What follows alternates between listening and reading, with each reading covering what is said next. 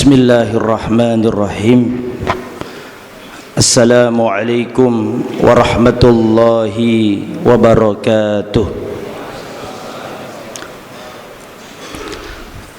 Innal hamdalillah nahmaduhu wa nasta'inuhu wa nastaghfiruh wa na'udzu billahi min syururi anfusina wa min sayyiati a'malina. Man yahdihillahu fala mudilla lah wa man yudlil fala hadiya lah. Wa asyhadu an la ilaha illallah wahdahu la syarika lah wa asyhadu anna Muhammadan abduhu wa rasuluh la nabiyya wa la rasula ba'dah.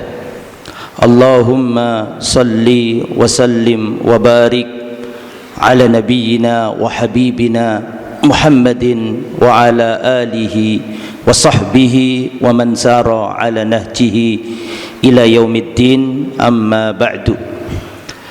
Ikhwani al-kiram wa akhwati al-karimat rahimani wa rahimakumullah. Alhamdulillah, kita bersyukur kepada Allah diberi kelapangan hati, ringan langkah kaki, sehingga kita bisa bertemu di masjid yang mulia ini. Semoga perjalanan kita ke tempat ini dijadikan oleh Allah sebagai penggugur dosa-dosa kita. Amin ya rabbal alamin. Rasulullah sallallahu alaihi wasallam bersabda, ahabbu biqa'il ardi ilallahi masajiduha. Tempat-tempat di muka bumi yang paling dicintai Allah adalah masjid-masjidnya. Wa abghaduha ilaihi aswaquha. Dan tempat-tempat di muka bumi yang paling dibenci Allah adalah pasar-pasarnya. Alhamdulillah, kita dikumpulkan Allah di sebaik-baik tempat. Matur nuwun, jazakallah khair. Dikumpulkan di sebaik-baik tempat. Mudah-mudahan nanti di akhirat Allah pun mengumpulkan kita di sebaik-baik tempat, yaitu surganya. Amin ya rabbal alamin. Wassalatu wassalam ala rasulillah. Dan semoga solawat serta salam tetap terlimpahkan kepada baginda kita yang mulia Rasulullah Muhammad sallallahu alaihi wasallam beserta ahli baitnya, keluarganya, para sahabatnya, dan seluruh umatnya yang setia berjalan di atas sunnah dan ajarannya. Amin ya rabbal alamin. Rasulullah sallallahu alaihi wasallam bersabda, idza marartum bi riyadil jannati farta'u. Jika kalian melewati taman surga, singgahlah, mampirlah, nikmatilah. Para sahabat bertanya, wa ma hiya riyadul jannati ya Rasulullah? Apa yang dimaksud dengan taman surga itu, wahai Rasulullah? Maka Rasulullah menjawab, taman surga adalah hilakul dzikir, ay majalisul ilm. Taman surga adalah majlis ilmu agama. Maka dari itulah Syekhul Islam Ibnu Taimiyah memberikan petuahnya, sesungguhnya di dunia ini ada taman surga. Siapa yang tidak memasukinya di dunia, dia tidak akan memasukinya di akhirat. Dan taman surga itu adalah majalisul ilmi, majlis ilmu. Maka alhamdulillah kita dikumpulkan di majlis yang mulia ini. Amin ya rabbal alamin. Para hadirin, sukses terbesar adalah tergantung orangnya. Bagi seorang presiden, sukses itu berhasil memimpin negara aman, makmur, sejahtera. Bagi seorang tentara, sukses itu kalau berada di puncak karir. Petani sukses bahagia adalah kalau panennya dapat banyak. Sukses bahagia menurut seorang guru adalah mampu mengantarkan anak didiknya menjadi orang-orang yang bermanfaat. Manusia ini berbeda-beda profesinya, tapi disatukan oleh satu cita-cita, ingin sukses bahagia. Tetapi untuk menginterpretasikan bahagia itu manusia beraneka ragam. Sukses menurut A belum tentu sukses menurut B. Bahagia menurut A belum tentu bahagia menurut B. Maka dari itu, ayo kita samakan persepsi tentang sukses dan bahagia. Sukses dan bahagia itu yang sejati itu yang bagaimana? Allah cantumkan dalam surat Ali Imran ayat 185. Qala ta'ala faman zuhziha 'anil nar wa udkhilal jannata faqad faz. Siapa yang dijauhkan dari neraka, dimasukkan ke surga, faqad faz, dialah orang yang sukses bahagia. Persepsi ini harus disamakan, bahwa sukses yang sejati niku Anda dan kita masuk surga, itu sukses yang sejati menurut Al-Quran. Makanya Imam Ahmad pernah ditanya, matar rohah, wahai Imam Ahmad, kapan seorang muslim itu mendapatkan rohah, istirahat, santai, refreshing? Kata Imam Ahmad, ingda awwali qadamin yad'uhu fil jannah.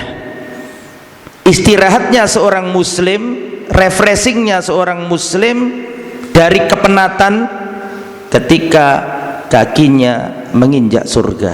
Itulah waktunya istirahat. Lah, ini disepakati enggak ini? Saya mau tanya ini, kok panjenengan ini basa Surabaya ya panjenengan. Ya udah terbiasa panjenengan. Kita sepakat nggak kalau kita semua pengen masuk surga? Ini nggak memerlukan jawaban, pasti sepakat.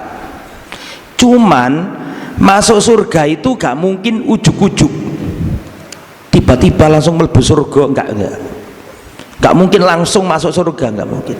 Ada prosesnya, minimal ada 3 proses. Harus tahu jalan ke surga, yang pertama. Yang kedua, harus tahu pintunya surga. Yang ketiga, harus memiliki kuncinya surga. Antum dari masjid ini Jakarta mana ini? Timur. Antum pengen ke stadion Bung Karno ya? Itu? Iya, GBK, Gelora Bung Karno. Antum kalau pengen ke tempat namanya ya GBK, maka pertama kali yang antum harus lakukan apa? Memastikan tahu jalannya. Betul apa tidak?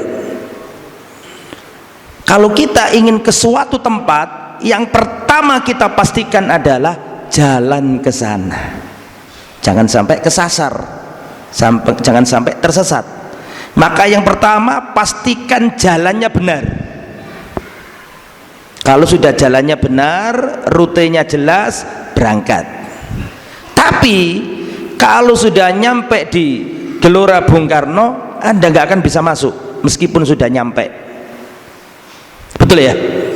Harus tahu pintunya, kan nggak mungkin nabrak tembok masuk, kan nggak mungkin. Harus melalui pintunya, cari pintunya.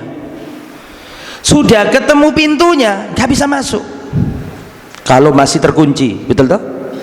Harus butuh kunci, tiket bisa masuk. Lah, surga ya demikian. Harus tahu jalannya dulu, jangan asal berangkat saja. Nah, sekarang pertanyaan pertama, apa jalan ke surga itu? Apa ya jamaah? Dalam Islam. Ada lagi Saya nggak mengatakan salah, nggak mengatakan benar. Kata beliau Islam, jalan ke surga Islam. Yang lain? Dalam mengikuti Rasulullah. Terus dalam Pak? Nggih, diulangi. Menuntut ilmu. Yang lain? Tauhid. Ada lagi? Belum berangkat sudah berselisih pendapat. Belum berangkat ke surga loh, sudah berselisih pendapat. Jalan kan nggak boleh berselisih pendapat. Kalau jalan ke Roma, jalan ke Surabaya bisa utara bisa selatan. Kalau surga cuma satu jalannya. Nah kok saya tanya kok jawabannya banyak. Lah, jalan ke surga itu bukan sholat. Jalan ke surga itu bukan tauhid. Jalan ke surga bukan apa tadi lagi? Mengikuti Rasul.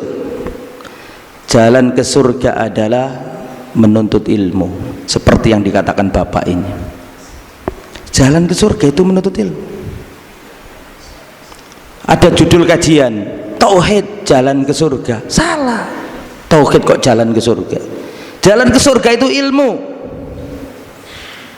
Sebelum tauhid ilmu dulu. Fa'lam annahu la ilaha illallah. Maka jalan ke surga adalah ilmu. Mana dalilnya? Dalilnya antum sudah hafal, sering dibaca ustadz-ustadz itu. Wa man salaka tariqan yaltamisu fihi ilman sahalallahu lahu bihi tariqan ilal jannah. Barang siapa menempuh perjalanan untuk mencari ilmu agama, sahalallahu lahu bihi tariqan ilal jannah, Allah mudahkan jalannya menuju surga. Dari situ disimpulkan tariqul jannah thalabul ilmi. Jangan ngomong sholat dulu, gimana cara sholatnya wong ilmunya belum tahu. Gini mboten? Iya apa tidak? Jangan ngomong tauhid dulu belum punya ilmunya. Jangan bicara jihad dulu belum punya ilmunya kok. Maka jalan ke surga adalah menuntut ilmu. Siapapun ingin masuk surga, langkah pertama adalah menuntut ilmu. Itu langkah pertama. Ya. Makanya Imam Ahmad rahimahullah pernah mengatakan, al-ilmu la ya'diluhu syai'. Ilmu itu tidak ada suatu apapun yang mampu menandinginya. Tidak ada. Tidak ada yang mampu menandingi ilmu. Seluruh ibadah-ibadah di dalam Islam itu mandek, nggak bisa dijalankan tanpa apa? Makanya Imam Bukhari berwasiat, al-ilmu qoblal qawli wal amal. Ilmu harus didahulukan sebelum ucapan dan perbuatan. Saya mau tanya, dakwanya para nabi itu intinya dakwah apa? Dakwah apa? Tauhid. Pertanyaannya dulu, mana tauhid sama ilmu? Ilmu dulu. Padahal tauhid loh yuk. Padahal tauhid itu intisari ajaran Islam. Itu nggak bisa dijalankan tanpa ilmu. Makanya kalau antum belajar tauhid, min syuruti kalimati la ilaha illallah al ilm.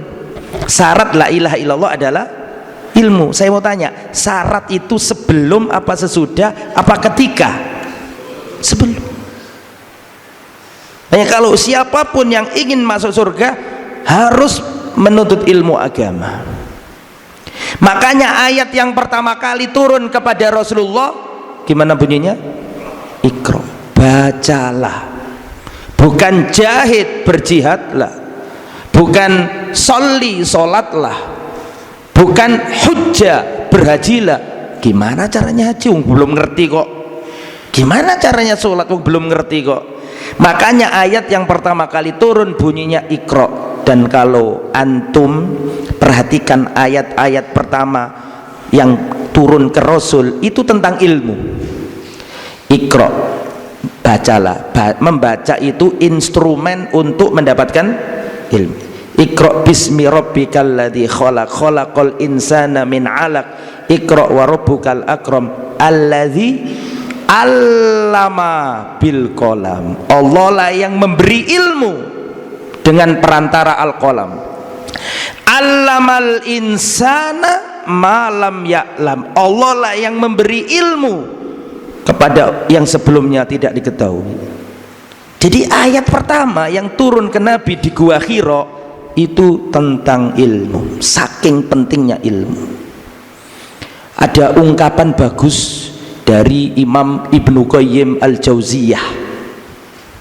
Imam Ibnu Qayyim berkata, aslu kulli khair huwal ilmu. Pondasi dari seluruh kebaikan adalah ilmu. Wa aslu kulli syarr, dan pondasi dari seluruh keburukan al-jahlu. Apa jahlu itu? Kebodohan. Jadi kalau antum lihat kok ada kebaikan di sana, itu mesti awalnya karena ilmu. Kalau anda melihat dari kejauhan di sana ada kerusakan, pasti asal muasalnya karena kebodohan. Maka dari itu harus semangat menuntut ilmu, karena menuntut ilmu ini jalan ke surga. Saya mau tanya, tolong dijawab. Siapa orang yang pertama kali membuat atau menemukan lampu listrik pertama kali? Lampu listrik pertama kali. Siapa namanya? Thomas Alva Edison. Kok tahu antum?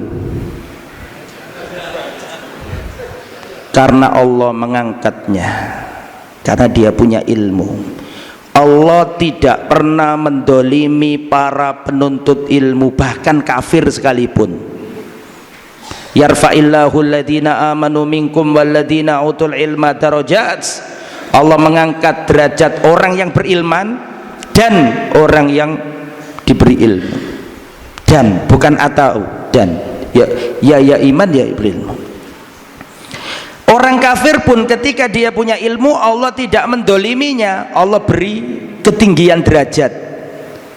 Anak-anak kecil tuh tahu semuanya. Yang membuat lampu listrik pertama kami Thomas Alva Edison. Kalau antum di Jakarta bisa jawab, wajar. Saya itu lahir di Lamongan pelosok, yang jalan rayanya dengan desa saya itu jauh. Listrik masuk itu baru tahun berapa. Tapi saya kecil sudah diajari guru saya, waktu SD itu diajari sama guru saya, bahwa yang menciptakan lampu listrik pertama kami Thomas Alva Edison. Lu kok tahu saya masih kecil? Karena Allah mengangkatnya. Cuman karena ini orang kafir diangkat di dunia, tapi tidak tapi gak didolimi sama Allah. Karena dia punya ilmu dikasih di dunia, Allah gak mendolimi. Tapi kalau orang muslim diangkat di dunia dan di akhirat. Saya mau tanya antum semuanya, siapakah di umat ini yang paling berilmu? Siapakah di umat Islam ini yang paling berilmu? Siapa? Rasulullah. Maka Allah angkat derajatnya. Setiap azan nama Rasulullah disebut. Betul? Azannya 5 kali, berarti berapa kali disebut? 10 kali tiap harinya. Iqamahnya 1 kali, betul? Berarti totalnya berapa? 15 kali, dan itu diperdengarkan di mimbar-mimbar atau di menara-menara azan. Belum lagi tahiyat, Allahumma sholli ala Muhammad wa ala ali Muhammad. Kenapa Allah angkat derajatnya Rasulullah setinggi itu? Ya karena berilmu. Allah tidak pernah mendolimi orang yang berilmu, pasti Allah angkat derajatnya. Tahu Imam Bukhari? Nggak ada yang nggak tahu Imam Bukhari. Tidak ada umat Islam yang nggak tahu Imam Bukhari. Kitab terlaris di muka bumi dan kitab tervalid di muka bumi setelah Al-Quran, kitab Sahih Bukhari. Qala Rasulullah sallallahu alaihi wasallam, man ahdatha fi amrina hadza ma laysa minhu fawraddun, rawahul Bukhari. Disebut nama Rasulullah, di akhir disebut nama Bukhari, selalu rawahul. Qala Rasulullah bla bla bla bla, rawahul Bukhari. Namanya Bukhari disandingkan dengan nama Rasulullah. Jangankan Imam Bukhari, jangankan manusia, orang kafir sekalipun, hewan pun kalau mau diajari diangkat derajatnya oleh Allah. Iya Pak Ustaz, iya.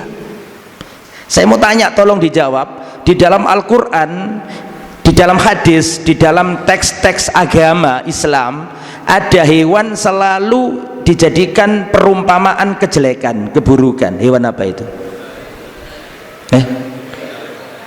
Dalam hadis mesti kalau disebutkan kata ini mesti negatif konotasinya.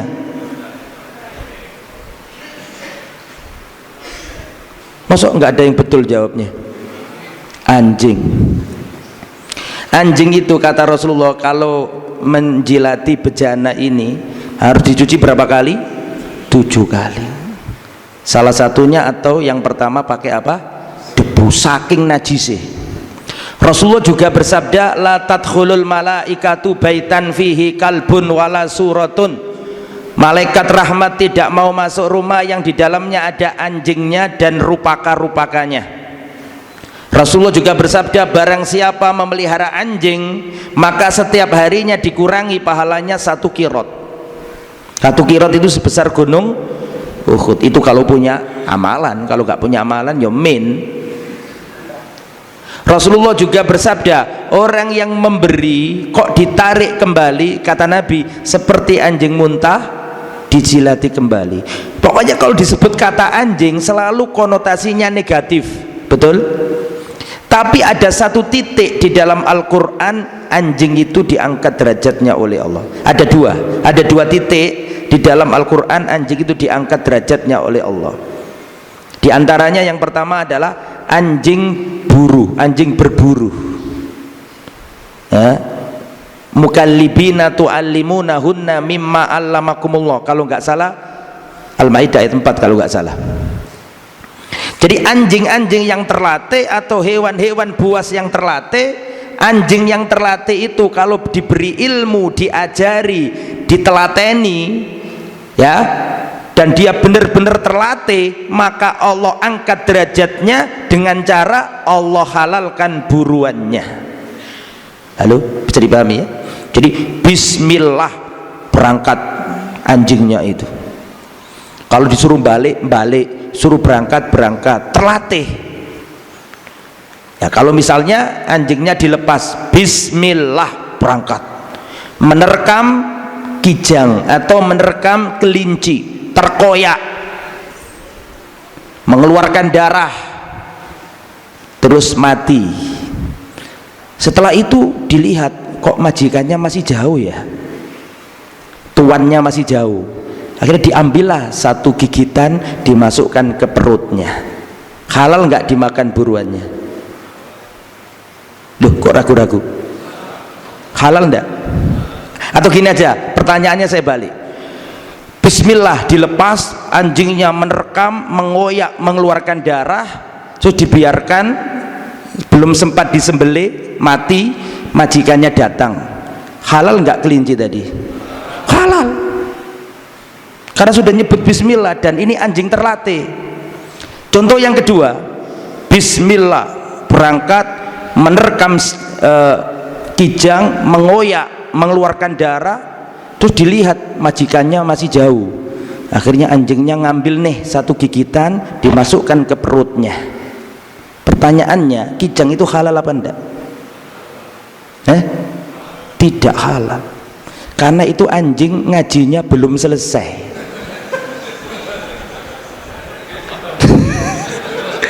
Kalau anjing itu ngajinya sudah selesai, dia ngerti. Anjing yang terlatih itu dia menerkam, membunuh untuk majikannya. Kalau untuk dirinya berarti dia memangsa sebagai predator. Paham ya? Ketika dia menerkam, membiarkan, berarti dia sebagai alat, berarti halal. Nah kalau dimakan masuk perut, itu tadi ngajinya belum selesai. Kok ngaji, anjing kok ngaji. Maksud saya, anjing pun diangkat derajatnya oleh Allah dengan syarat apa tadi? Terlatih. Bahkan lafadz yang dipakai Al-Quran adalah mukallibina tu'allimunahunna, yang kamu beri ilmu, yang kamu ajari. Jadi Pak, intinya kalau ingin masuk surga, mau ndak mau harus duduk di majelis ilmu. Itu baru langkah yang pertama. Karena menuntut ilmu adalah apa tadi? Jalan. Dengan menuntut ilmu kita tahu, oh ini halal, oh ini haram, berjalan. Oh ini enggak boleh, oh ini syirik, oh ini tauhid, oh ini sunnah, oh itu bid'ah. Itu diketahui dengan apa? Ilmu. Bukan terus ngimpi terus dapat ilmu. Duduk.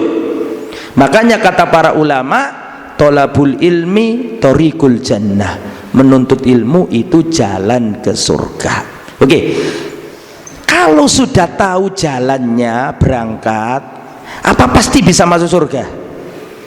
Belum tentu. Menuntut ilmu itu hanya langkah awal supaya kita punya rute yang jelas, map yang jelas, arah ke surga. Tapi apakah dengan ilmu saja bisa membuat kita masuk? Belum, karena di sana ada apa tadi yang kedua? Pintu. Nah sekarang jangan salah lagi loh ini ya.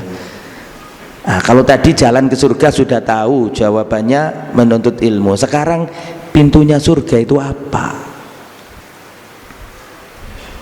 Tolong dijawab.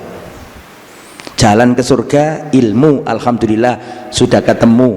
Nah sekarang nyampe di sana ada pintunya ternyata. Nah pintunya surga itu apa? Nah, berbakti kepada orang tua, terus tauhid, yang lagi apa? Dakwah, takwa, tauhid, berbakti ke orang tua dalam ibadah. Wis ojo akeh, sudah kembali ke saya. Pernah dengar nggak hadisnya Nabi bahwa surga itu memiliki pintu-pintu? Pernah dengar? Orang yang ahli sholat dipanggil di pintu sholat, betul? Orang yang ahli puasa dipanggil di pintu royan. Orang yang ahli jihad dipanggil di pintu jihad. Orang yang ahli sodako zakat dipanggil di pintu sodako, pintu zakat. Kesimpulannya dari ABC yang saya sebutkan tadi, kesimpulannya berarti pintu surga itu apa? Amal soleh. Amal soleh. Jadi orang yang menuntut ilmu saja itu sekedar tahu jalan ke surga. Supaya sampai ke pintu, ya amalkan ilmu tadi itu. Ada pintu sholat, artinya ilmunya tadi itu belum mengantarkan kita ke pintu sampai ilmu yang kita pelajari tadi harus diapakan? Diamalkan, harus sholat. Sholat itu salah satu pintunya surga. Hati-hati loh, jangan sampai nggak sholat. Al-ahdul ladzi bainana wa bainahum as-sholah. Yang membedakan kita dengan orang kafir itu sholat. Waman tarokaha faqad kafar. Siapa yang meninggalkan sholat maka kafir. Rawahu Muslim wa Ahmad. Harus sholat Pak. Masalakakum fi sakor. Kenapa engkau masuk neraka sakor? Qalu lam naku minal musallin. Dulu kami nggak sholat. Pokoknya orang kalau sudah nggak sholat sudah nggak ada harapan. Sebagian orang kurang paham dan berkata, ya Ustadz, meskipun suami saya itu nggak sholat Ustadz, tapi suami saya nggak pernah judi, suami saya nggak pernah zina. Ini ibu nggak paham. Orang berjudi dosanya besar. Orang berzina dosanya gawede, bukan gede loh, gawede. Itu bahasa Jawa itu ada isim tafdil. Isim tafdilnya bahasa Jawa itu pakai we, gawede, bawanya itu berarti saking gede nih. Berjudi dosa gede, berzina dosa gede, minuman keras dosa gede. Tapi tapi ninggalkan sholat lebih gede. Ini banyak yang nggak paham. Orang berzina 1000 kali Pak, tetap Islam selama tidak menghalalkan, betul? Tapi nek uang gak sholat belas, orang gak sholat sama sekali, keluar dari Islam dia. Makanya silakan nakal tapi jangan ninggalkan sholat. Tapi jangan nakal. Sholat itu garis merah gak boleh dilanggar, gak boleh diutak-atik sholat itu. Pak, perhatikan saya, jangankan orang yang tidak sholat, wong yang sholat saja terancam kok. Fawailul lil musallin, wail bagi orang yang sholat, padahal sholat loh itu, betul apa enggak? Fawailul lil musallin, wail bagi orang yang sholat. Wail itu maknanya ada dua. Wail itu maknanya ada dua. Makna pertama al-halak, kebinasaan. Makna yang kedua wadin fi jahannam, lembah di neraka jahannam. Sama jeleknya. Arti pertama celaka bagi orang yang sholat, arti yang kedua lembah di neraka jahanam bagi orang yang sholat. Sholat loh ini padahal, apalagi yang nggak sholat, nggak usah dibahas. Makanya hati-hati, pintu surga nih sholat nih. Siapa orang sholat yang celaka? Alladzina hum an sholatihim sahun, yaitu orang yang lalai dalam sholatnya. Sholat yang lalai itu yang bagaimana Ustadz? Sholat yang lalai adalah sholat yang di dalam sholat itu ada 6 hal. Ini nanti kalau saya sebutkan kena semuanya kita ini. Sholat yang lalai itu yang bagaimana? Kita kan sering diajari Ustadz kita, sholat yang celaka adalah sholat yang lalai, betul? Lalai itu yang gimana? Wallahu alam. Banyak yang nggak detail, tapi Imam Ibnu Qayyim menulis rincian lalai itu. Kata beliau, sittu khisalin fi sholati min alamatin nifaq. Ada 6 perkara di dalam sholat. Inilah sholat yang lalai, sholatnya orang munafik yang terancam dengan wail. 6. Catat 6 ini apa saja. Yang pertama, al-kasal ingdal qiyami ilaiha, males ketika mengerjakannya. Wa idza qamu ila sholati qamu kusala, sholat tapi males. Bangun, jam 3 ada adzan, masih lama, nanti ajalah. Akhirnya sampai jam 4, masih lama. Akhirnya jam 5, jam 5, masih lama. Akhirnya sholatnya jam 6 kurang 1/4. Saya mau tanya, sholat enggak dia? Tolong dijawab, sholat enggak? Tapi celaka meskipun sholat. Yang nomor 2, mura'atun nasi ingda fi'liha, ingin dilihat orang ketika mengerjakannya. Berarti apa? Ria. Sholat karena ingin dilihat mertua, sholat karena ingin dilihat calon mertua. Nomor 3, wa ta'khiruha, mengakhir-akhirkan waktunya. Nanti dulu nanti dulu. Sholat enggak akhirnya? Saya mau tanya, akhirnya sholat enggak? Tapi celaka meskipun sholat. Yang nomor 5, sengaja saya salahkan. Nomor 4, wa nakruha, cepat gerakannya. Yang nomor 5, wa qillatu dzikrillahi fiha, sedikit mengingat Allah ketika mengerjakannya. Yang nomor 6, wa takhalluf an jamaatiha, meninggalkan sholat jamaahnya. Kira-kira dari 6 ini kita kena yang nomor berapa? Hati-hati, kalau ada cepat perbaiki sholat kita supaya tidak terancam dengan apa tadi? Fawailul lil musallin. Ditulis ngaji itu, nanti terakhir tak tanya, iya nggak bisa saya jiwir kupingnya ya. Guyon ya. Taib. Pintu surga yang paling tengah, masih pintu ya, Jadi intinya pintu surga itu amal soleh. Dan perhatikan Pak, ada seorang laki-laki punya mertua, mohon maaf, ada seorang laki-laki di kalangan tabiin. Dia ini punya ibu yang dia sangat berbakti kepadanya, dan dia juga punya seorang istri dan dia sangat mencintai istrinya.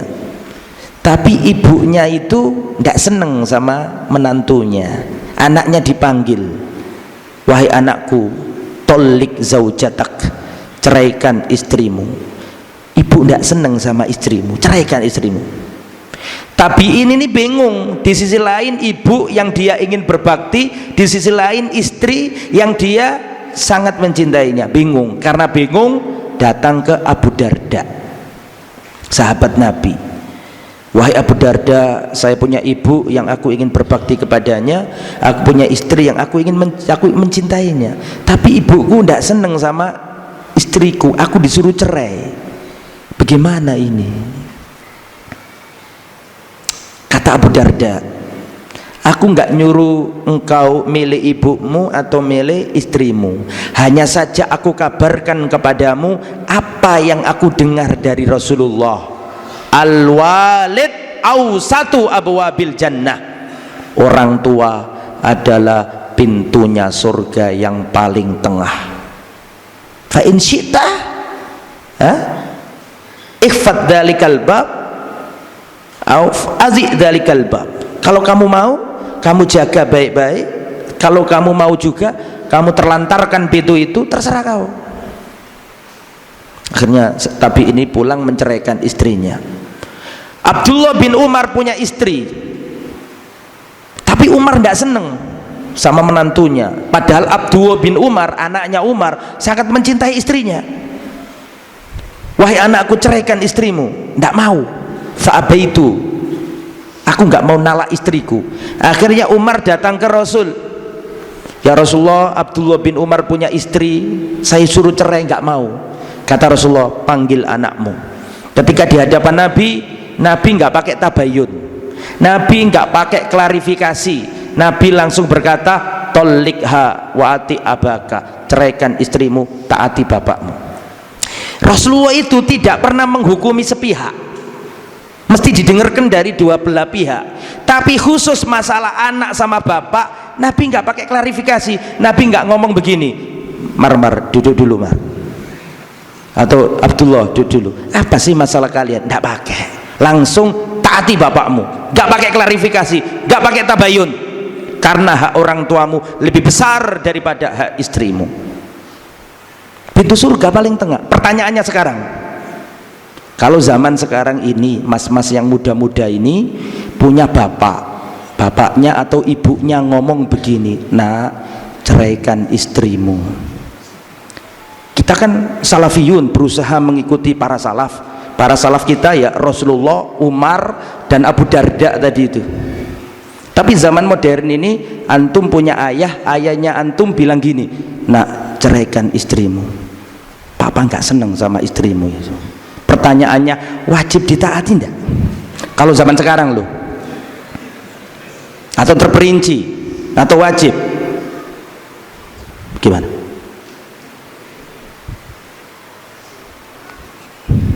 Wanita yang wajib.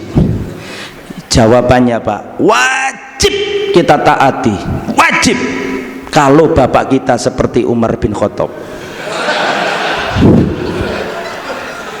Lah bapakmu loh Kak Umar bin Khattab. Jadi itu ketika aku ngomong wajib, tolong videonya jangan dipotong, bahaya.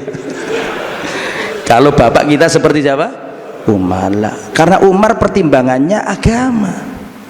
Kalau bapak kita kan gak, gajinya bojomu berapa, jadi nggak boleh langsung-langsungan ya, harus itu. Kembali ke materi. Jadi amal itu adalah pintunya surga.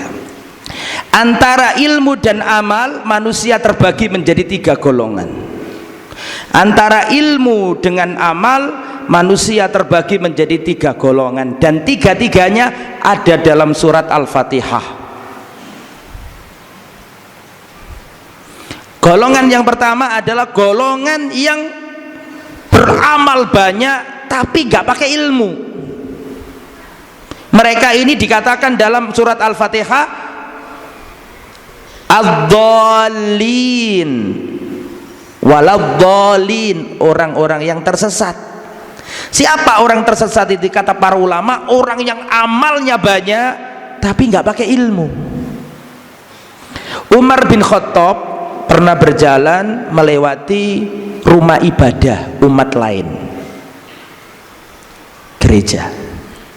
Dilihat dari kejauhan, ternyata di dalam rumah ibadah itu ada seorang biarawan, rahib, pendeta.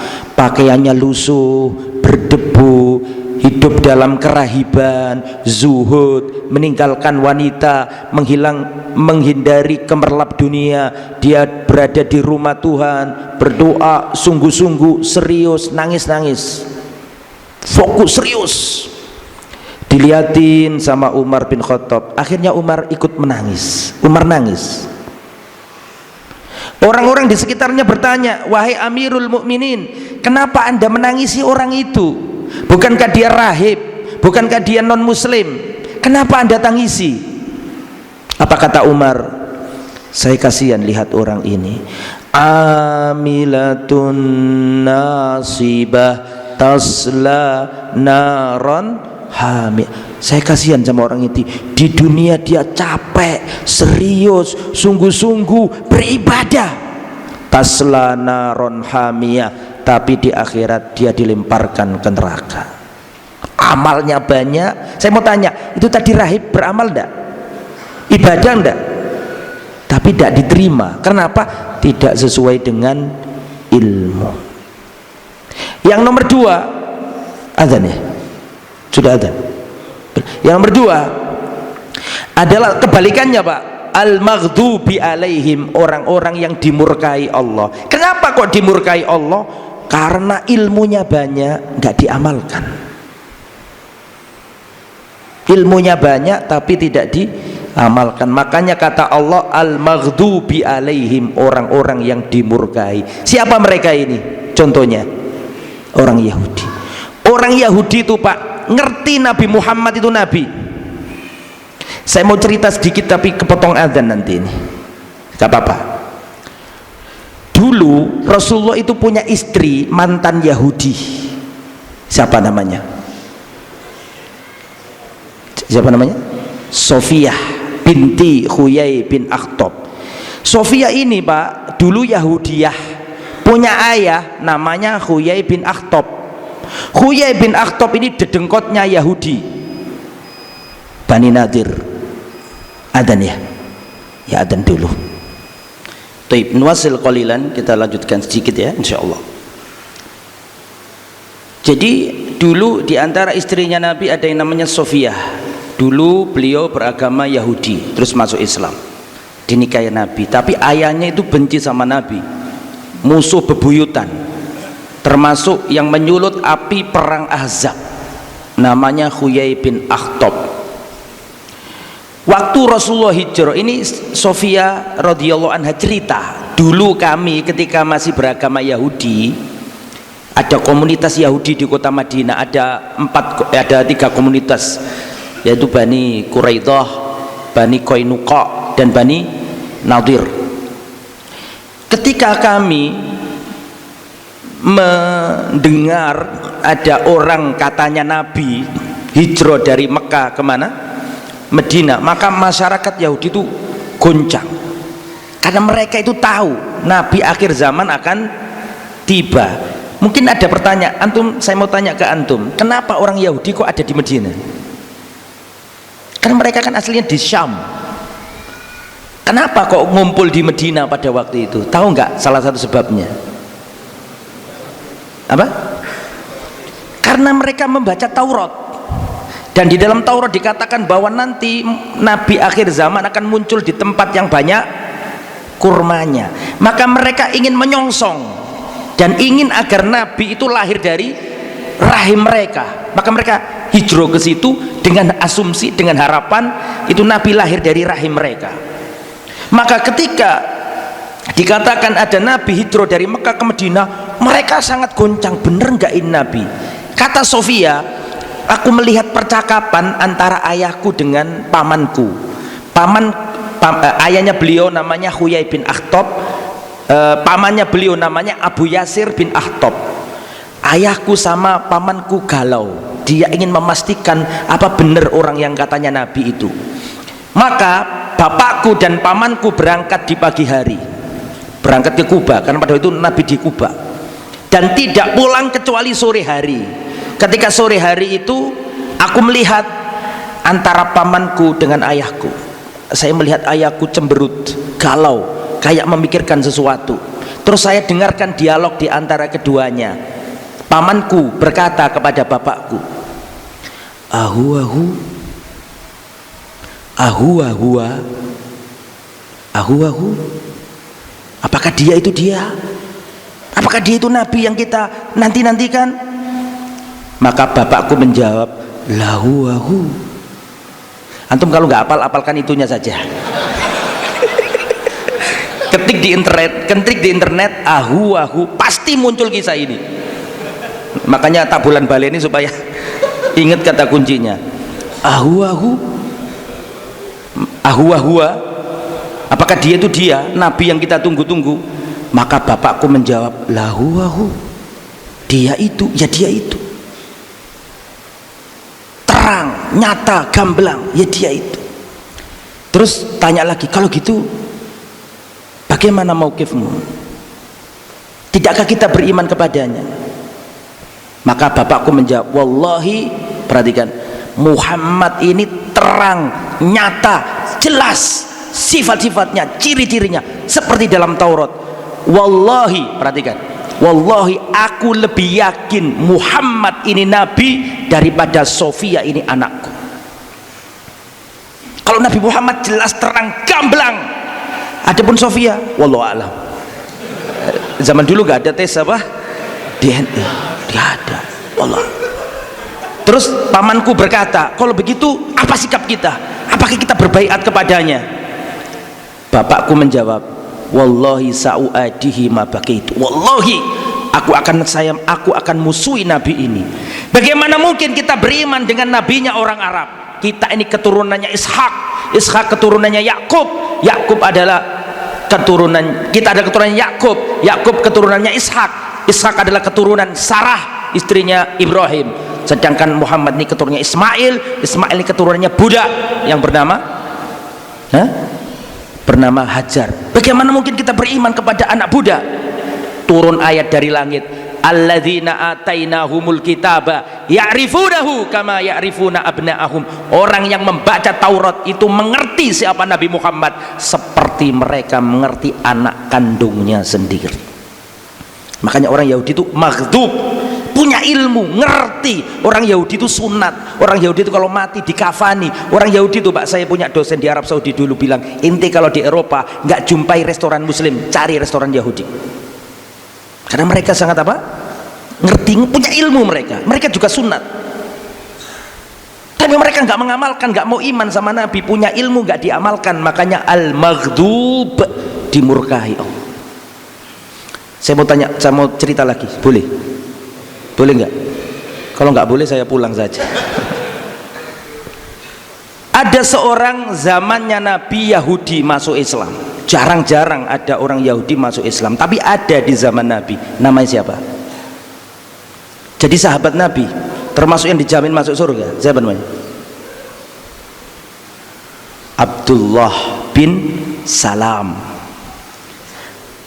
Bukan Abdullah bin Ubay bin Salul, ya. Abdullah bin Salam. Abdullah bin Salam ini, Pak, ketika dengar ada seorang katanya Nabi hijrah ke Madinah, dia ini apal Taurat, dia ini jujur, ahli ilmu.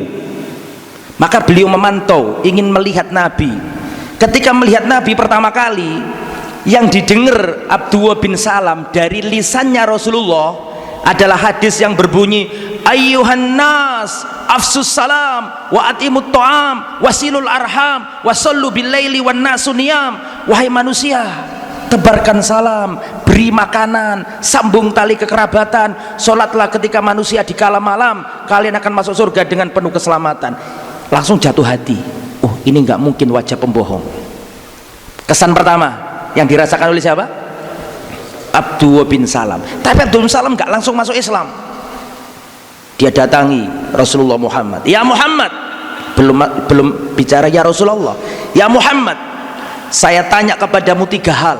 Gak ada yang tahu jawabannya kecuali seorang Rasul.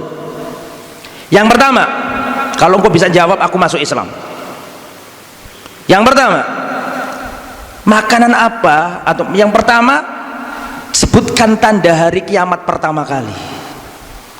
Yang kedua, bagaimana jabang bayi itu kok kadang mirip bapaknya, kadang mirip keluarga ibunya, bukan tetangga ya, ibunya. Kenapa? Itu nomor berapa? 2. Yang nomor 3, makanan apa yang disajikan kepada penduduk surga pertama kali? Ya. Dijawab sama Rasulullah, akhbaroni Jibrilu anifa, baru saja Jibril mengabarkan kepadaku jawabannya. Langsung Abdullah bin Salam berkata, Jibril, dzaka adul Yahud. Jibril ini adalah malaikat musuhnya orang Yahudi. Orang Yahudi benci sama Jibril.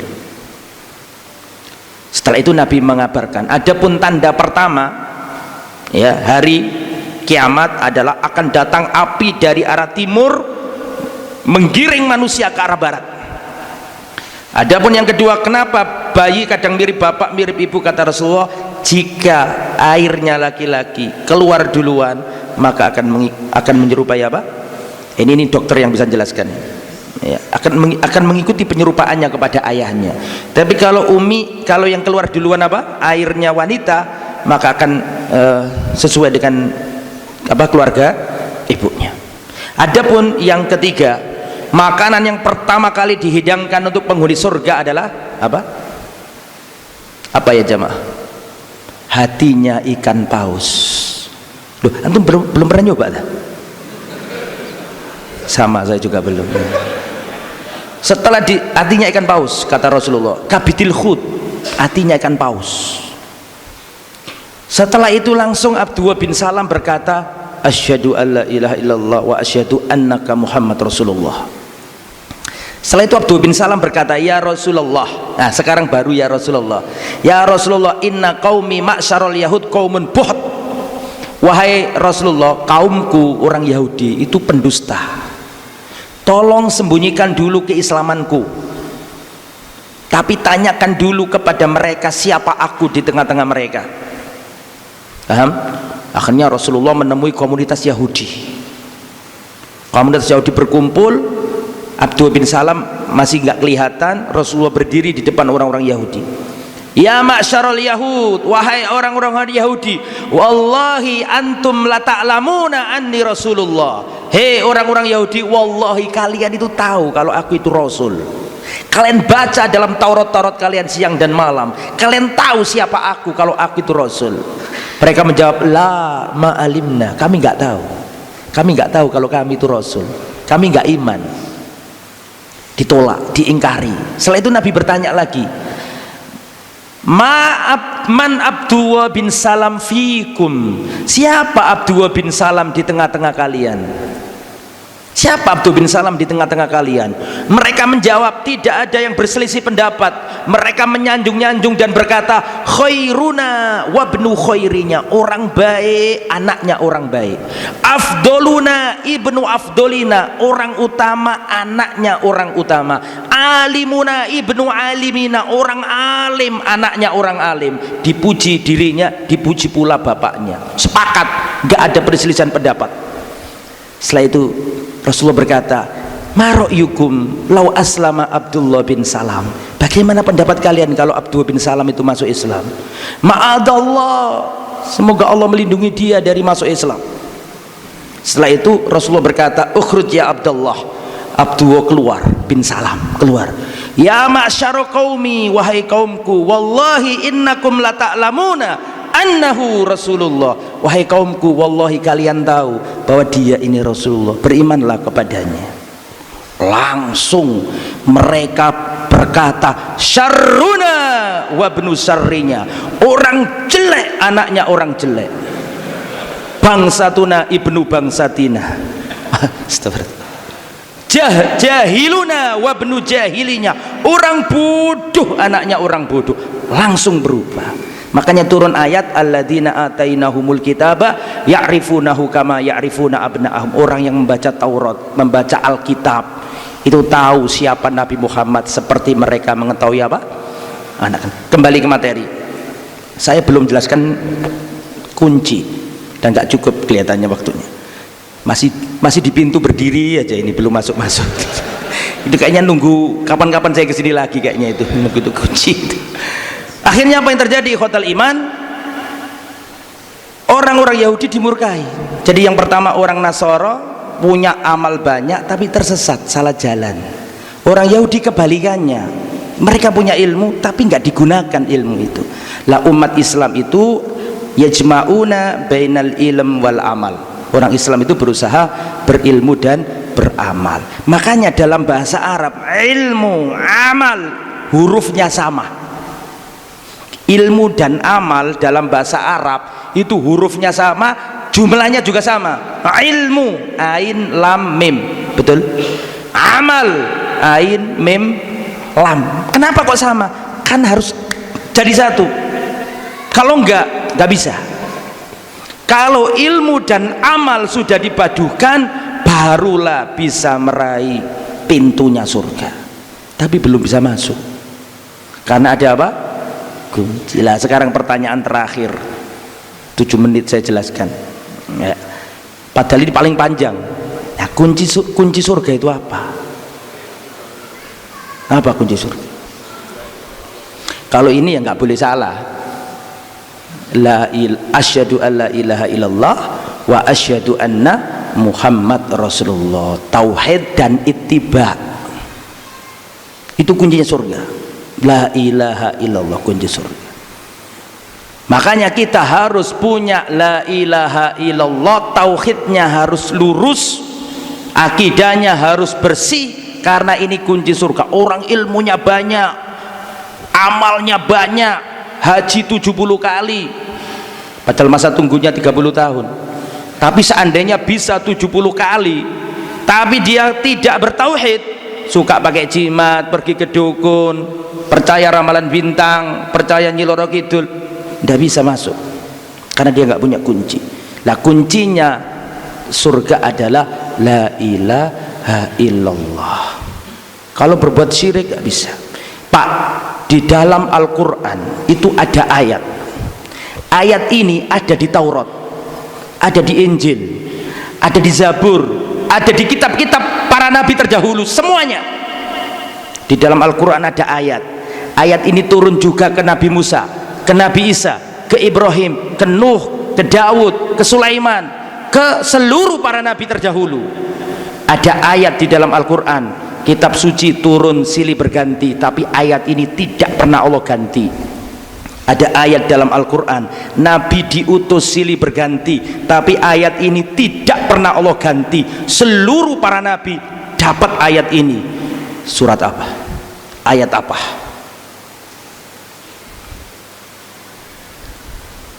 Ayo silakan. Duh, masuk nggak tahu? Jangan browsing di internet loh ya. Jawabannya surat Az-Zumar ayat 65. Ini ayat abadi, ini ayat permanen. Allah Subhanahu wa taala berfirman, walaqad uhiya ilaika wa ilal ladzina min qablika, sungguh telah diwahyukan kepadamu wahai Muhammad dan kepada nabi-nabi sebelummu. Semuanya dapat. Ayat ini permanen, tidak pernah dimansuh. Walaqad uhiya ilaika wa ilal ladzina min qablika, sungguh telah diwahyukan kepadamu wahai Muhammad dan diwahyukan kepada nabi-nabi sebelummu. Apa itu? Perhatikan, la in asyrakta la yahbatonna amaluka. Kalau kau melakukan kesyirikan, hancurlah amalanmu, hilanglah amalan. Karena ini kunci surga, percuma yang lain itu. Ini kuncinya surga. Meskipun amalmu banyak nggak bermanfaat. Kalau kamu berbuat syirik, hancur amalanmu. Pintumu yang tadi jalan dan pintu nggak bermanfaat karena nggak punya kunci. Saya kasih ilustrasi sederhana dan ini sering saya sampaikan di Surabaya, bolak-balik saya sampaikan. Perhatikan, ada orang Mbak minum minuman keras plus berzina, mati di ranjang perzinahan. Berzina di hotel, mati di ranjang perzinahan. Saya mau tanya, tolong dijawab, dia ini husnul khotimah apa su'ul khotimah? Jangan husnul loh, bahaya. Su'ul khotimah, betul ya? Sepakat ya? Su'ul khotimah itu contoh yang pertama. Sekarang contoh yang kedua. Seorang pengen kaya, membuat ritual kesyirikan, pergi ke Gunung Kawi, Jawa Timur. Dari Jakarta ke Jawa Timur ke Gunung Kawi, minta kaya, melakukan ritual, melakukan sesajen. Ketika membuat sesajen, membuat persembahan kepada selain Allah, serangan jantung, mati, nublek di tempat itu. Su'ul khotimah ataukah husnul khotimah? Oke, sepakat ya? Yang mati pertama mati dalam kondisi berzina, su'ul khotimah. Mati ketika berbuat syirik, su'ul khotimah. Sama-sama su'ul khotimah. Tapi apakah ada perbedaannya? Ada. Orang yang mati dalam keadaan berzina, sholatnya nggak terhapus, sholatnya masih ada catatannya. Halo, setuju? Nah, bakti kepada orang tua terhapus apa enggak? Lo mati jelek pasti, su'ul khotimah pasti, terancam neraka pasti, tapi kan dia punya sholat, betul ya? Sholatnya masih ada, sodako siri masih ada, bakti kepada orang tua masih ada, bisa Allah mengampuni, kan masih berlaku hisab, masih berlaku timbangan amal, bisa jadi Allah ampuni loh, betul apa enggak? Tapi kalau orang yang nomor dua, ketika dia minta mempersembahkan ritual kesyirikan, ya tadi surat Az-Zumar ayat berapa? 65. La in asrokta layahbatanna amaluka. Kalau kau melakukan kesyirikan, hancurlah amalan. Dan ini kuncinya surga. Man mata wa huwa ya'lam annahu la ilaha illallah dakhalal jannah. Siapa yang mati dalam keadaan mengimani tiada yang berhak disembah kecuali Allah, maka dia masuk surga. Saya tadi dipesan Ustaz, jangan lebih dari jam 7:30. Oke. Sekarang hadis terakhir. Padahal biasanya ya kunci surga itu untuk menjelaskan ini panjang, karena nanti ada nawaqidut tauhid, hal-hal yang bisa membatalkan apa? Tauhid 1, 2, 3. Tapi ini singkatnya saja. Saya tutup dengan hadis ini. Ada hadis dari Imam Bukhari, Pak. Nanti ketika prahara-prahara akhirat sudah terjadi semuanya, dibangkitkan dari kubur sudah, digiring ke padang mahsyar sudah, telaga Nabi sudah, hisab sudah, mizan sudah, sirat sudah, kontoroh sudah, tinggal surga dan neraka. Terakhir ya, surga dan neraka. Syafaat Nabi sudah, syafaat malaikat sudah, syafaat teman soleh sudah, syafaat anak yang mati ketika balita sudah, syafaat Al-Quran sudah, syafaat puasa sudah, seluruh syafaat-syafaat sudah selesai. Penghuni surga Allah masukkan ke surga, penghuni neraka Allah masukkan ke neraka, finish, selesai. Ahli surga sudah merasakan kenikmatan surga, ahli neraka sudah dibakar sampai dikatakan dalam hadis qad umtuhisu, mereka sudah remuk dan tulang belulangnya menjadi arang. Di saat seperti itu Allah berfirman, di saat penghuni neraka putus asa, terbakar habis menjadi debu, menjadi arang, mereka putus asa, Allah di saat seperti itu Allah berfirman, baqiyat syafaati, yang tersisa sekarang adalah syafaatku. Maka Allah genggam ahli neraka dengan satu genggamannya. Genggaman kita nggak sama dengan genggaman Allah, itu sesuai dengan kebesaran dan kemuliaan Allah. Itu kan sudah sering disampaikan asatid di sini, Ustaz Kurnaidi hafizallah, Ustaz Nizar hafizallah, jazahullah khairan. Sudah dijelaskan asma wa sifat kan. Allah mengambil dengan satu genggaman tangannya ahli neraka. Qad tuhishu, mereka sudah jadi arang, sudah hancur lebur. Allah ambil satu genggam, Allah masukkan, Allah letakkan ke sungai-sungai yang ada di mulut surga. Kan surga ada sungai-sungainya, diletakkan. Maka yang sudah jadi arang tadi berubah menjadi pribadi yang baru, seperti dalam hadis diceritakan seperti mutiara yang berkilauan, tumbuh menjadi manusia baru, yang laki-laki ganteng-ganteng, rupawan, cakep-cakep, yang perempuan jadi ayu jelita, ayu-ayu, ganteng-ganteng semuanya. Karena memang orang jelek nggak boleh masuk surga. Loh iya Pak, orang jelek nggak bisa masuk surga. Makanya diperbaiki dulu sama Allah Subhanahu wa ta'ala, jadi ganteng-ganteng, ayu-ayu. Setelah itu mereka distempel oleh Allah. Di mananya yang distempel? Leher, bukan di jidat, tak lucu lah. Sini stempel di lehernya. Setelah distempel, Allah katakan udhulu al jannah, masuklah kalian ke surga. Ini adalah rombongan terakhir masuk surga. Ahli surga melihat kejadian itu, ahli surga melihat rombongan terakhir ini, ahli surga berkata, haula'i utaqa'ur rahman, mereka ini orang-orang yang dibebaskan ar-rahman. Siapa ar-rahman? Allah. Mereka ini orang yang dibebaskan ar-rahman dari api neraka. Perhatikan, perhatikan, bi ghairi amalin amilu, tanpa amal soleh yang mereka lakukan, bi ghairi khairin qaddamu, tanpa kebaikan yang mereka lakukan. Hanya saja mereka tidak melakukan kesyirikan. Allah tolong, Allah kasih kuncinya apa? Surga. Makanya kalau asatid menjelaskan ke kita pentingnya tauhid, jangan bosan. Ya, saya tutup dengan kok jadi ditutup terus sih. Ini terakhir sungguhan, kalau ini terakhir sungguhan ini ya. Nabi Ibrahim itu Pak, bapak ahli tauhid, gitu. Nabi Ibrahim itu bapaknya para nabi. Di antara doanya beliau, ini doanya harus kita pakai. Doanya Nabi Ibrahim adalah wajnubni wa baniya an na'budal asnam. Ya Allah, jauhkanlah aku dan anak keturunanku dari berbuat syirik, menyembah patung, menyembah selainmu. Itu doanya Nabi Ibrahim. Padahal beliau itu nabi, punya anak Ismail jadi nabi, punya anak Ishak jadi nabi, Ishak punya anak Yakub jadi nabi, Yakub punya anak Yusuf jadi nabi, nabi punya anak nabi, punya cicit nabi, punya cucu nabi, punya cicit nabi, nabi bin nabi bin nabi bin nabi. Itu saja Nabi Ibrahim masih takut anak-anaknya tertimpa kesyirikan, selalu berdoa wajnubni wa baniya an na'budal asnam. Lah bapak kita enggak nabi, kakek kita enggak nabi, kita harus lebih takut dengan kesyirikan.